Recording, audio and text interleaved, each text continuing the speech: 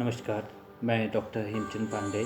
आज आपको शिक्षा के उद्देश्यों से अवगत कराऊंगा कि शिक्षा के उद्देश्य क्या होते हैं।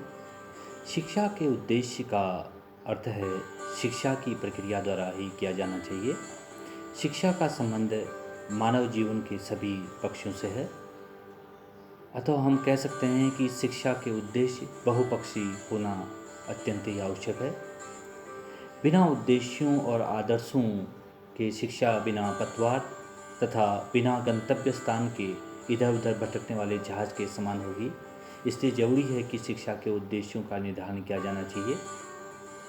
उद्देश्यों के बिना शिक्षक उस नाविक के समान है जिसे अपने लक्ष्य का ज्ञान नहीं, तथा उसके विद्यार्थी उस पतवार विहीन नौका के समान हैं जो समुद्र की लहरों के थपेड़े खाती हुई तट की ओर बढ़ती जाती है। ये प्रोफेसर भाटिया महोदय ने भी कहा था। दूसरा, हम इसमें शिक्षा के उद्देश्यों के विषय में विभिन्न विद्वानों और दार्शनिकों और शिक्षा शास्त्रियों ने अपने अपने विचार दिए हैं। उन विचारों को यदि हम जानने की कोशिश करें और समझने की कोशिश करें तो सर्वप्रथम यदि मैं कहूँ तो प्लेटो महोदय कहते थे कि व्यक्ति के व्यक्तित्व का विकास ही शिक्षा का मुख्य उद्देश्य है। यदि रूसो महोदय कहते थे व्यक्ति का प्रकृति के साथ सामंजस्य स्थापित करना ही शिक्षा का उद्देश्य है। इसी प्रकार जॉन डेवी शिक्षा का उद्देश्य सामाजिक गुणों की अभिवृद्धि है, ये जॉन डेवी महोदय का मानना था। हर्बर्ट कहते हैं कि शिक्षा का उद्देश्य नैतिकता एवं चरित्र का सुधार है। इस प्रकार विभिन्न विद्वानों ने शिक्षा के उद्देश्यों को अपने अपने तरीके से परिभाषित किया गया है।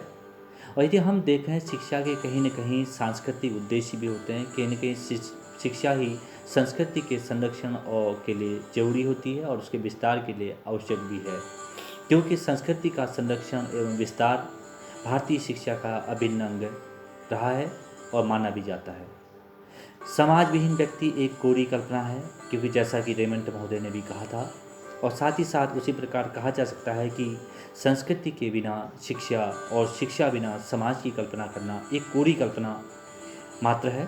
संस्कृति को आधार बनाकर भारतीय शिक्षा का विकास संभव है, क्योंकि शिक्षा में सांस्कृतिक विकास होने से बालक का शारीरिक, मानसिक, नैतिक, आध्यात्मिक विकास तीव्र गति से होता है। दूसरा, यदि हम कहें सांस्कृतिक विकास होने से बालक का चरित्र का निर्माण होता है, नैतिकता का विकास होता है और उसमें संस्कृति को समझने और उसके विकास के साथ साथ संपूर्ण राष्ट्र के विकास के विषय में बालक में ज्ञान का विकास होता है। इस प्रकार शिक्षा के लिए सांस्कृतिक उद्देश्यों के साथ साथ अन्य उद्देश्यों को देखा जाए तो उसका कहीं न कहीं शिक्षा के उद्देश्य व्यावसायिक उद्देश्य हैं, ज्ञानात्मक उद्देश्य हैं, एक नागरिकता का उद्देश्य है, चरित्र निर्माण का उद्देश्य है, संपूर्ण जीवन का उद्देश्य है, तथा साथ ही साथ हम सर्वांगीण विकास का उद्देश्य आदि प्रकार से हम लोग इसको मान सकते हैं।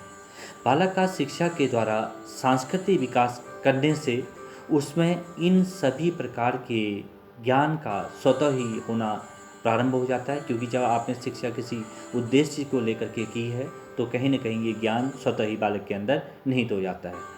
बालक शिक्षा द्वारा वर्तमान की आवश्यकता के अनुरूप अपने आप को भारतीय संस्कृति की रूपरेखा में ढालने का प्रयास करता है और साथ ही साथ सांस्कृतिक विकास होने पर संस्कृति एक पीढ़ी से दूसरी पीढ़ी को स्थानांतरित या हस्तांतरित होती रहती है।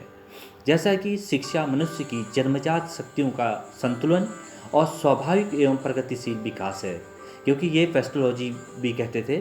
साथ ही साथ हर्बर्ट कहते थे शिक्षा का उद्देश्य बच्चों को अच्छे आचरण की शिक्षा देना है, और जॉन डेवी कहते थे चरित्र की स्थापना करना विद्यालय शिक्षा और अनुशासन का मुख्य उद्देश्य होना चाहिए। पेंटर कहते थे शिक्षा का उद्देश्य पूर्ण मानव विकास है। इस प्रकार यदि हम भारतीय परिप्रेक्ष्य में देखें तो महात्मा गांधी जी का विचार सबसे महत्वपूर्ण है। महात्मा गांधी जी ने कहा था शरीर, मस्तिष्क और आत्मा का उचित सामंजस्यपूर्ण मिश्रण पूर्ण निर्माण के लिए आवश्यक है और शिक्षा की सच्ची व्यवस्था का आधार है।